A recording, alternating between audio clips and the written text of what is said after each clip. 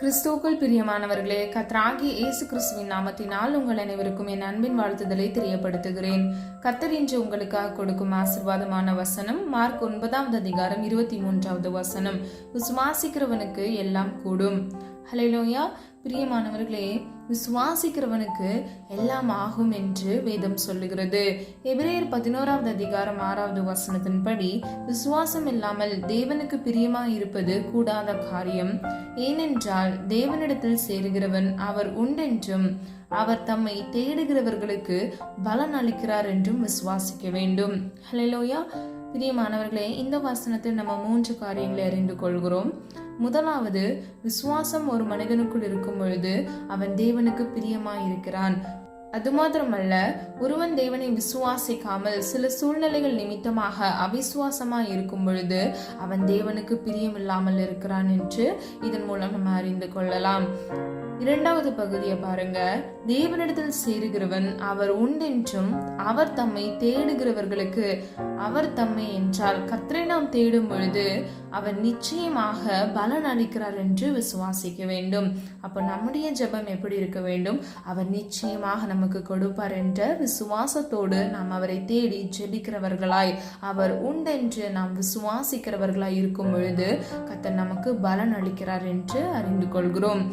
பிரியமானவர்களே, நீங்கள் விசுவாசம் உள்ளவர்களாய் ஜெபத்திலே எவைகளை கேட்பீர்களோ அவைகளை எல்லாம் பெறுவீர்கள். மத்தேயு 21:22 வசனத்தில் நம்ம அறிந்து கொள்ளலாம். நம்ம விசுவாசம் உடையவர்களாய் நம்ம ஜெபத்தில் கர்த்தருடைய சித்தத்தின்படி நாம் கேட்கும் பொழுது அதை நிச்சயமாக அவர் செய்கிறவராய் இருக்கிறார். அது மாத்திரமல்ல, லூக்கா 17:5 வசனத்தின்படி எங்கள் விசுவாசத்தை வர்த்திக்க பண்ண வேண்டும் என்று சீஷர்கள் கூறுகிறதை நம்ம பார்க்கிறோம். அப்போ நமக்கு விசுவாசம் இருக்க வேண்டும் என்றால் நாம் அதை வர்த்திக்க பண்ண வேண்டும் என்று கர்த்தருடைய சமூகத்தில் விண்ணப்பம் பண்ணுகிறவர்களாய் இருக்க வேண்டும். விசுவாசமுள்ள ஜெபம் பிணியாளியை இரட்சிக்கும். கர்த்தர் அவனை எழுப்புவார். அவன் பாவம் செய்தவனானால் அது அவனுக்கு மன்னிக்கப்படும். யாக்கோபு 5:15 வசனத்தின் மூலம் இதை அறிந்து கொள்ளலாம். நல்லா கவனிங்க. முதல் பகுதியில பாருங்க, விசுவாசமுள்ள ஜெபம் பிணியாளியை இரட்சிக்கும். அதாவது ஒரு சரீர சுகவீனத்தோடு பிணியாளியா இருக்கிறவர்களை விசுவாசமே அவர்களை ரட்சிக்கிறதாய், அவர்களை மீட்டெடுக்கிறதாய், அவர்களை உயிர்ப்பிக்கிறதாய் இருக்கிறது. இரண்டாவது, கர்த்தர் அவனை எழுப்புவார். மூன்றாவது, அவன் பாவம் செய்தவனானால் அது அவனுக்கு மன்னிக்கப்படும். பிரியமானவர்களே, பாவம் செய்கிற ஆத்துமா சாகும் என்று வேதம் சொல்லுகிறது. அப்போ ஒரு மனிதனுடைய பாவம் மன்னிக்கப்பட வேண்டும் என்றால் அவன் முதலாவது கர்த்தர் மீது விசுவாசத்தோடு ஜெபிக்கும் பொழுது கர்த்தர் அவனை எழுப்புகிறார் என்பதை நம்ம இதன் மூலம் அறிந்து கொள்ளலாம். கடைசியாக, ஆபிரகாம் விசுவாசத்தில் வல்லவர் என்று பெயர் பெற்றார். ஆதார வசனம் ரோமர் 4:21 வசனம். தேவன் வாக்குத்தத்தம் பண்ணினதை நிறைவேற்ற வல்லவராய் இருக்கிறார் என்று முழு நிச்சயமாய் நம்பி தேவனை மகிமைப்படுத்தி விசுவாசத்தில் வல்லவனானான். பிரியமானவர்களே, ஆபிரகாம் இதில் 3 காரியங்களை செய்தார் என்பதை நம்ம அறிந்து கொள்ளலாம். முதலாவது, முழு நிச்சயமாய் நம்பினார். இரண்டாவது, தேவனை மகிமைப்படுத்தினார். மூன்றாவது, விசுவாசத்தில் வல்லவரானார். பிரியமானவர்களே, நம்ம கூட ஆபிரகாமை போல விசுவாசத்தில் வல்லவர்களாக மாற வேண்டும் என்றால் நாம் முழு நிச்சயமாய் தேவன் நமக்கு வாக்குத்தத்தம் பண்ணினதை நிறைவேற்றுவார் என்ற நம்பிக்கை நமக்கு இருக்க வேண்டும். இரண்டாவதாக, தேவனை நாம் மகிமைப்படுத்த வேண்டும். ஹல்லேலூயா. இவ்விரண்டு காரியங்களை நாம் செய்யும் பொழுது நாம் விசுவாசத்தில் ஆபிரகாமை போல வல்லவர்களாய் மாற முடியும். பிரியமானவர்களே, விசுவாசத்தால் வரும் ஐஸ்வர்யம் என்ன என்பதை நாம் இப்பொழுது அறிந்து கொள்ளலாம். ஆதார வசனம் யாக்கோபு 2:5 வசனம். தேவன் இவ்வுலகத்தின் தரித்திரரை விசுவாசத்தில் ஐஸ்வர்யவான்களாகவும் தம்மிடத்தில் அன்பு கூறுகிறவர்களுக்கு தாம் வாக்குத்தத்தம் பண்ணின ராஜ்யத்தை சுதந்திரிக்கிறவர்களாகவும். ஹல்லேலூயா. பிரியமானவர்களே, இவ்வுலகத்தின் தரித்திரரை விசுவாசத்தில் அவர் ஐஸ்வர்யவான்களாக மாற்றுகிறார். நம்முடைய விசுவாசமே உலகத்தை ஜெயிக்கிற ஜெயம் என்று வேதம் சொல்லுகிறது. பிரியமானவர்களே, இந்த வசனத்தின்படி தம்மிடத்தில் அன்பு கூறுகிறவர்களுக்கு, அப்ப நம்ம கர்த்தரை நேசிக்க வேண்டும். அவரை முழு நிச்சயமாய் நாம் நம்பி நமக்கென்று அவர் வாக்குத்தத்தம் பண்ணினதை அவர் நிறைவேற்றி முடிக்க வல்லமையுள்ள தேவனாக, இன்றும் அவர் உண்மையுள்ள தேவனாக இருக்கிறார் என்பதை நாம் விசுவாசிக்க வேண்டும். பிரியமானவர்களே, கர்த்தரை சுற்றி உண்மை சூழ்ந்திருக்கிறது என்று வேதம் சொல்லுகிறது. ஹல்லேலூயா. விசுவாசிக்கிறவனுக்கே எல்லாம் ஆகும் என்று வேதம் சொல்லுகிறது. அப்ப நம்முடைய விசுவாசம் சாதா விசுவாசமாக இருக்கக்கூடாது, விலையேற பெற்ற விசுவாசமாக இருக்க வேண்டும். ஹல்லேலூயா. வேதம் இப்படியாக சொல்லுகிறது. 1 பேதுரு 1 அதிகாரம் 7 வசனத்தின்படி, அழிந்து போகிற பொன் அக்கினியினாலே சோதிக்கப்படும் அதை பார்க்கிலும் அதிக விலையேற பெற்றதாய் இருக்கிற உங்கள் விசுவாசம் சோதிக்கப்பட்டு இயேசு கிறிஸ்து வெளிப்படும் போது உங்களுக்கு புகழ்ச்சியும் கனமும் மகிமையும் உண்டாக காணப்படும். ஹல்லேலூயா. பிரியமானவர்களே, முதல் பகுதியில பாருங்க, அழிந்து போகிற பொன். அப்போ நகையெல்லாம் கூட அழிந்து போகும், அதையே என்ன பண்ணுவாங்க, நெருப்புல போட்டு அதனுடைய தன்மையை சோதிப்பார்கள். ஆனால் அதை பார்க்கிலும் அதிக விலையேற பெற்ற உங்கள் விசுவாசம் முதலாவது சோதிக்கப்பட்டு அதன் பின்பு இயேசு கிறிஸ்து வெளிப்படும் பொழுது அந்த விசுவாசம் உங்களுக்கு புகழ்ச்சியாகவும் கனமாகவும் மகிமையாகவும் காணப்படும். ஹல்லேலூயா. நம்முடைய விசுவாசம் உலகத்தை ஜெயிக்கிறதா இருக்க வேண்டும். ஆதார வசனம் 1 யோவான் 5 அதிகாரம் 4 வசனம், தேவனால் பிறப்பதெல்லாம் உலகத்தை ஜெயிக்கும், நம்முடைய விசுவாசமே உலகத்தை ஜெயிக்கிற ஜெயம். ஹல்லேலூயா. பிரியமானவர்களே, இன்னைக்கு நீங்க கண்ணீரோடு இந்த காணொலியை பார்த்து கொண்டிருக்கலாம், இல்லை என்றால் பல தேவைகளோடு நீங்க பார்த்து கொண்டிருக்கலாம். என் வாழ்க்கையில எனக்கு மட்டும் ஏன் இப்படிலாம் நடக்குது, இன்னைக்குதான் எனக்கு ஆசீர்வாதம் வரும்னு சொல்லிட்டு அதிகமான குழப்பத்தோடு நீங்க காணப்படலாம். பிரியமானவர்களே, உங்களுடைய விசுவாசமே இந்த உலகத்தை ஜெயிக்கிற ஜெயமாக இருக்கிறது. ஹல்லேலூயா. நீங்கள் ஒவ்வொருவரும் தேவனால் பிறந்திருக்கிறீர்கள். நீங்கள் ரட்சிக்கப்பட்ட பின்பு நீங்கள் கர்த்தருடைய பிள்ளைகளாக இருக்கிறீர்கள். பிரியமானவர்களே, நம்முடைய வாழ்க்கையில பிரச்சனைகள் வரலாம், ஆனா இதெல்லாம் தற்காலிகமானது. கர்த்தரால் எல்லாம் ஆகும். அவர் நிச்சயமாக உங்களுக்காக கொடுத்த வாக்குத்தத்தத்தின்படி அதை நிறைவேற்ற வல்லமையுள்ள தேவனாக இருக்கிறார். ஏற்ற காலத்தில் அதை நிறைவேற்றி முடிப்பார். ஹல்லேலூயா. நீங்க அவசரப்படலாம், அதனதன் காலத்தில் அதனதன் காரியத்தை செம்மையும் நேர்த்தியுமாக முடிக்கிற தேவன். ஹல்லேலூயா. யாரெல்லாம் விசுவாசிக்கிறீங்க? விசுவாசிக்கிறவங்க ஆமென் சொல்லுங்க. பிரியமானவர்களே, நாம் பாவம் செய்யாதபடிக்கு நம்முடைய விசுவாசத்தை நாம் காத்துக்கொள்ள வேண்டும். ரோமர் 14 அதிகாரம் 23 வசனத்தின்படி, விசுவாசத்தினாலே வராத யாவும் பாவமே என்று வேதம் சொல்லுகிறது. அப்போ என்னால இது நடந்தது, நான் முயற்சி செஞ்சேன், அது நிமித்தமாக வந்தது அப்படின்னு சொல்லி நம்மளை நம்ம மேன்மை பாராட்டாம நம்முடைய விசுவாசம் முழுவதுமாய் கர்த்தர் மேல் இருக்கும் பொழுது கர்த்தர் செய்தார், கர்த்தர் இந்த காரியத்தில் எனக்கு ஒரு விடுதலை கொடுத்தார், ஒரு அற்புதத்தை காண கிருபை செய்தார் என்று நாம் அவருக்கு மாத்திரம் மகிமை செலுத்தும் பொழுது, விசுவாசத்தோடு நாம் எல்லா கிரியைகளையும் செய்யும் பொழுது அது பாவமாக இராது. விசுவாசம் இல்லாமல் நாம் எதை செய்தாலும் அது பாவம் என்று வேதம் நம்மை எச்சரிக்கிறது. இரண்டாவது பாருங்க, யாக்கோபு 2 அதிகாரம் 26 வசனத்தின்படி, ஆவி இல்லாத சரீரம் செத்ததா இருக்கிறது போல கிரியைகள் இல்லாத விசுவாசமும் செத்ததா இருக்கிறது. நல்லா யோசித்து பாருங்க, நம்ம இந்த வசனத்தின்படி கீழ்ப்படுகிறோமா என்று. ஆவி இல்லாத சரீரம் செத்ததா இருக்கிறது. அப்போ ஒரு மனிதனுடைய உடம்புல ஆவி இருந்தாதான் அவனுக்கு மதிப்பு. ஆவி இல்லைன்னா என்ன சொல்லுவாங்க, அது வெறும் பாடின்னு சொல்லுவாங்க இல்லையா? பிரியமானவர்களே, ஆவி இல்லாத சரீரம் செத்ததா இருக்கிறது போல அதற்கு ஈக்குவலா கிரியை இல்லாத விசுவாசம் செத்ததா இருக்கிறது. அப்போ நம்ம விசுவாசிக்கிறேன்னு சொல்லிட்டு வாயினால சொன்னா பத்தாது, நம்ம என்ன செய்யணுமா, கிரியை செய்ய வேண்டும். கிரியை என்றால் என்ன? நாம் செயல்பட வேண்டும். நம்முடைய வாயினால் அறிக்கை பண்ண வேண்டும்.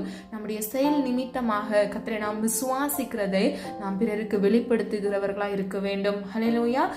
கடைசியாக பாருங்க, நித்திய ஜீவனை நமக்கு கர்த்தர் கொடுத்திருக்கிறார். இது எப்படி நாம் பெற்றுக்கொள்கிறோம் என்றால், யோவான் 3 அதிகாரம் 15 வசனம், தேவன் தம்முடைய ஒரே பேரான குமாரனை விசுவாசிக்கிறவன் எவனோ அவன் கெட்டு போகாமல் நித்திய ஜீவனை அடையும்படிக்கு அவரை தந்தருளி இவ்வளவாய் உலகத்தில் அன்பு கூர்ந்தார். ஹல்லேலூயா. பிரியமானவர்களே, கடைசி பகுதியை பாருங்க, இவ்வளவாய் உலகத்தில் அன்பு கூர்ந்தார். நம் மீது அதிக அன்பின் வைத்தது நிமித்தமாக மாத்திரமே கர்த்தராகிய இயேசு கிறிஸ்து தம்முடைய ஒரே குமாரனாய் இருந்த பொழுதும் அவர் நமக்கென்று அவரை ஒப்பு கொடுத்தார். ஹல்லேலூயா. பிரியமானவர்களே, ஒரே பேரான குமாரனை விசுவாசிக்கிற எவனோ அவன் கெட்டு போகாமல் அதாவது அவன் விழுந்து போக மாட்டான், அவன் கெட்டு போகாமல் நித்திய ஜீவனை அவன் அடைவான். ஹல்லேலூயா. பிரியமானவர்களே, நாம் ஒவ்வொருவரும் நித்திய ஜீவனை பெற்றுக்கொள்கிறவர்களாய், அதை நாம் பெற்றுக்கொள்வோம் என்று நிச்சயமுடையவர்களாய் இந்த உலகத்தில் நாம் வாழ வேண்டும். யோசித்து பாருங்க, இன்றைக்கு இரவுலேயே கர்த்தருடைய வருகை இருந்துச்சுன்னா நம்ம எல்லாரும் எடுத்துக்கொள்ளப்படுவோமா என்று நம்ம ஆராய்ந்து பார்க்க வேண்டும். ஹல்லேலூயா. நம்ம மிகவும் ஜாக்கிரதை உள்ளவர்களாய் இருக்க வேண்டும். காலம் கொடியதாய் இருக்கிறது, அதை நிமித்தமாக நாம் மிகவும் ஜாக்கிரதை உள்ளவர்களாய், எச்சரிக்கையோடு நடக்கிறவர்களாய் இருக்க வேண்டும். பிரியமானவர்களே, வசனத்தை கேட்கிறவர்களாய் மாத்திரமல்ல, அதன்படி கிரியை நடப்பிக்கிறவர்களாய் நீங்கள் இருக்க வேண்டும்.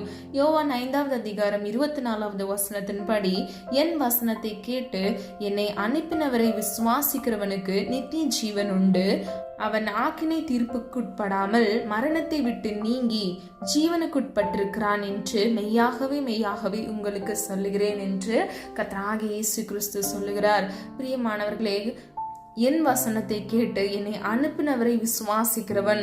பிரியமானவர்களே, வேத வசனத்தை விசுவாசித்து பிதாவாகிய தேவனை நாம் விசுவாசிக்கும் போது நம் ஒவ்வொருவருக்கும் நித்திய ஜீவன் உண்டு என்பதை நாம் அறிந்து கொள்கிறோம். அது மாத்திரமல்ல, 2வது பகுதியை பாருங்க, அவன் ஆக்கினை தீர்ப்புக்குட்படாமல் மரணத்தை விட்டு நீங்கி ஜீவனுக்குட்படுகிறான். ஹல்லேலூயா. அப்ப நம்ம எல்லாரும் கர்த்தரை முழு இருதயத்தோடு, முழு பலத்தோடு, முழு நிச்சயமாய் அவரை விசுவாசிக்கிறவர்களாய் இருக்க வேண்டும். முதல் வசனத்துல நம்ம பார்த்தோம், ஒரே பேரான குமாரனை விசுவாசிக்கும் போது அவன் கெட்டு போகாமல் நித்திய ஜீவனை அடைவான். 2வது வசனத்துல பார்த்தோம், வசனத்தை கேட்டு பிதாவாகிய தேவனை விசுவாசிக்கும் போது அவனுக்கு ஆக்கினை தீர்ப்பில்லை, அவனுக்கு நித்திய ஜீவன் கொடுக்கப்படும். ஹல்லேலூயா. பிரியமானவர்களே, நம்முடைய முடிவு பரியந்தம் வரைக்கும் நம்ம நிலைத்திருக்கணும், அவனே ரட்சிக்கப்படுவான் என்று வேதம் சொல்லுகிறது. அப்ப நம்ம வசனத்தை கேட்கிறவர்களாய் மாத்திரமல்ல, நம்ம விசுவாசிக்கிறோம் என்று சொல்லுகிறவர்களாய் மாத்திரமல்ல, நம்ம கிரியை செய்கிறவர்களாய், அதன்படி நடக்கிறவர்களாய் நாம் இருக்க வேண்டும். ஹல்லேலூயா. இன்னைக்கு அநேக பேருடைய வாழ்க்கையில பல சூழ்நிலைகள் நிமித்தமாக அவர்களுக்கு கர்த்தர் கொடுத்த வாக்குத்தத்தம் கிடைப்பதற்கு தாமதிப்பதினால் சோர்ந்து போகிறார்கள். சிலர் அவிசுவாச வார்த்தைகளை பேசுகிறார்கள், சிலர் ஜெபிக்கிறதே நிறுத்தி விடுகிறார்கள். பிரியமானவர்களே, நாம் அப்படிப்பட்டவர்களாய் இருக்கவே கூடாது. நம்ம விசுவாசத்தில் முன்னேறுகிறவர்களாய், விசுவாசத்தில் பலப்படுகிறவர்களாய், இன்று கர்த்தர் உங்களுக்கு என்று கொடுத்த வசனத்தின்படி விசுவாசிக்கிறவனுக்கு எல்லாம் ஆகும். ஹல்லேலூயா. சொல்லப்பட்ட வசனத்தின்படி நீங்கள் கிரியை செய்து அதை நடப்பிக்கிறவர்களாய் இருக்கும் பொழுது கர்த்தர் நிச்சயமாக உங்களுக்கு என்று கொடுத்த வாக்குத்தத்தத்தை நீங்கள் சுதந்திரித்துக் கொள்ளும்படி உங்களை ஆசீர்வதித்து பாதுகாப்பார். நம்ம எல்லாரும் ஒரு மனதா ஜெபிக்கலாமா? அன்பின் பிதாவே, அப்பா, எங்களை உமது கரத்தில் ஒப்பு கொடுக்கிறோம். நாங்கள் அறிந்தும் அறியாமல் செய்த தவறுகளை மன்னிங்கப்பா. எங்களிடத்தில் அநேக குற்றங்கள் உண்டு, குறைகள் உண்டு. ஆண்டவரே, தயவாய் மன்னிங்கப்பா. நீர் விரும்புகிற விசுவாசத்தை அப்பா எங்களுக்குள் வருத்திக்க பண்ணுங்கப்பா. நீர் விரும்புகிற பரிசுத்தத்தை அப்பா எங்களுக்கு தாங்க தகப்பனே. உமக்கு பிரியமல்லாத இடத்துக்கு நாங்க போகக்கூடாதுப்பா. உம்முடைய சித்தம் செய்ய வேண்டும் ஆண்டவரே. நிலைவரமான ஆவி எங்களுக்கு தாங்கப்பா. பரிசுத்த ஆவியானவரின் தொடுதல் அப்பா அனுதினமும் எங்களுக்கு இருக்க வேண்டும் அப்பா. நாங்கள் எந்த வழியில் நடக்க வேண்டும் என்று அப்பா நீர் எங்களுக்கு போதித்து வழிநடத்தும்படியாய் ஜெபிக்கிறேன் தகப்பனே. தேவனால் பிறப்பதெல்லாம் உலகத்தை ஜெயிக்கும் என்று சொன்ன வசனத்தின்படி அப்பா எங்களுடைய விசுவாசம் அப்பா இந்த உலகத்தை ஜெயிக்கிற ஜெயமாக இருக்கிறது என்று சொன்ன வசனத்தின்படி ஒவ்வொரு பிள்ளைகளுக்கும் அப்பா அவர்களுக்குள்ள இருக்கக்கூடிய விசுவாசத்தின்படி அவர்கள் இந்த உலக போராட்டத்தை, இந்த உலக ஓட்டத்தை அப்பா மேற்கொள்கிறவர்களாய், ஓடி முடிக்கிறவர்களாய் மாற இயேசுவின் நாமத்தில் கிருபை கொடுக்கும்படியாய் ஜெபிக்கிறேன் தகப்பனே. அப்பா, பிள்ளைகளுக்கு அநேக தேவைகள் இருக்கு தகப்பனே. நெடுநாள் காத்திருக்கிறார்கள் அப்பா. அந்த விண்ணப்பத்தின் பலனை இயேசுவின் நாமத்தினால் சீக்கிரத்தில் அவர்கள் சுதந்திரித்துக் கொள்ள கிருபை செய்யுங்க. ஆபிரகாமை போல விசுவாசத்தில் வல்லவர்களாக மாற கிருபை செய்வீராக. முழு நிச்சயமாய் உம்மை மாத்திரமே நம்பி உம்முடைய சமூகத்தில் காத்திருந்து ஜெபிக்கிறவர்களாய் இயேசுவின் நாமத்தினால் அப்பா கிருபை செய்வீராக. பிள்ளைகளை ஆசீர்வதிங்க, பாதுகாத்துக் கொள்ளுங்க. வியாதியோடு பிணியாளிகளாய் இருக்கிற ஒவ்வொரு பிள்ளைகளையும் அப்பா விசுவாசத்தில் நீர் உயிர்ப்பிக்கிறீர் என்று சொன்ன வசனத்தின்படி ஒரு விடுதலையை கட்டளையிடுவீராக. பரிபூர்ண சுகத்தினால் பிள்ளைகளை ஆசீர்வதித்து திருப்தியாக்கும்படியாய் ஜெபிக்கிறேன் அப்பா. தேவையோடு இந்த காணொலியை பார்த்து கொண்டிருக்கிற ஒவ்வொரு பிள்ளைகளின் தேவைகளை சந்தேங்கப்பா. நாளைய தினத்தின் தேவைகளை குறித்து கலங்காதே என்று சொன்ன வசனத்தின்படி ஒவ்வொரு பிள்ளைகளின் தேவைகளை கர்த்தர் சந்தித்து பிள்ளைகளை பரிபூர்ண ஆசீர்வாதத்தினால் நன்மையினால் நிரப்பும்படியாய் ஜெபிக்கிறேன் ஆண்டவரே. காத்துக்கொள்ளுங்க, ஆசீர்வதிங்க தகப்பனே. அதிகாலையில் உம்மை தேடுகிறவர்கள் உம்மை கண்டடைவார்கள் என்று சொன்ன வசனத்தின்படி அதிகாலையில் உம்மை தேட ஜெபிக்க கிருபை செய்வீராக. குடும்ப ஜெபம் பண்ண கிருபை செய்வீராக. ஒவ்வொரு பிள்ளைகளையும் பேர் பெற ஆசீர்வதிக்கும்படியாய் ஜெபிக்கிறேனப்பா. பிள்ளைகளுடைய மன விருப்பத்தை நிறைவேற்றி கொடுங்கப்பா. பிள்ளைகளுடைய சஞ்சலங்களை நீக்கியப்பா இரட்டிப்பான மன மகிழ்ச்சினால் நன்மையினால் அப்பா பிள்ளைகளை ஆசீர்வதிக்கும்படியாய் ஜெபிக்கிறேன் தகப்பனே. நீதிமான் பனையை போல் செழிப்பான் என்று சொன்ன வசனத்தின்படி ஒவ்வொரு பிள்ளைகளும் அப்பா நீதிமானாக மாறி நீதிமானின் கிரியைகளை நடப்பித்து ஒவ்வொரு பிள்ளைகளும் பனையை போல செழித்தோங்கி வளர ஆசீர்வாதமாக இருக்க பிறருக்கும் ஆசீர்வாதமாக இருக்க கர்த்தர் கிருபை செய்வீராக. இவர்களை மாத்திரமல்ல இவர்கள் குடும்பங்களையும் இயேசுவின் இரத்த கோட்டைக்குள் மூடி மறைத்து பாதுகாத்துக் கொள்ளுங்க. தீங்கொன்றும் அணுகாதபடிக்கு தீமையிலிருந்து விலக்கி முடிய பிள்ளைகளை இயேசுவின் ரத்தத்தின் வல்லமையினால் நீர் பாதுகாத்துக் கொள்ளுங்கப்பா. வழிநடத்துங்க தகப்பனே. ஒவ்வொரு நாளும் ஆண்டவரை நீர் கண்மணி போல் பாதுகாத்தீர். இனிவரும் நாட்களிலும் ஆண்டவரை கண்மணி போல் பிள்ளைகளை பாதுகாத்து வழிநடத்தும்படியாய் ஜெபிக்கிறேனப்பா. எந்த வழியில் நடக்க வேண்டும், எந்த முடிவுகளை அவர்கள் எடுக்க வேண்டும் என்று பரிசுத்த ஆவியானவரே பிள்ளைகளோடு இருந்து வழிநடத்தி சொல்லும்படியாய் ஜெபிக்கிறேன் தகப்பனே. நீர் அப்படியே செய்கிறீர், அதற்காக நன்றி. உம்முடைய நாம மாத்திரம் மகிமைப்படுவதாக. எங்களை தாழ்த்துகிறோம், வெறுமையாக்குகிறோம். மீட்பர் இயேசு கிறிஸ்துவின் மூலம் ஜெபிக்கிறோம் ஜீவனுள்ள நல்ல பிதாவே, ஆமேன். கர்த்தராகிய தேவன் தாமே உங்களுடைய வாழ்க்கையை வெளிச்சமாய் மாற்றி கர்த்தர் மீது உங்கள் முழு நிச்சயமான நம்பிக்கை இருக்கும் பொழுது கர்த்தர் நிச்சயமாக உங்களை ஆசீர்வதித்து பாதுகாப்பாராக. God bless you. பிரியமானவர்களே, இந்த வீடியோ உங்களுக்கு பிடிச்சிருந்துச்சுன்னா லைக் பண்ணுங்க, சப்ஸ்கிரைப் பண்ணுங்க, பெல் ஐக்கான் கிளிக் பண்ணுங்க.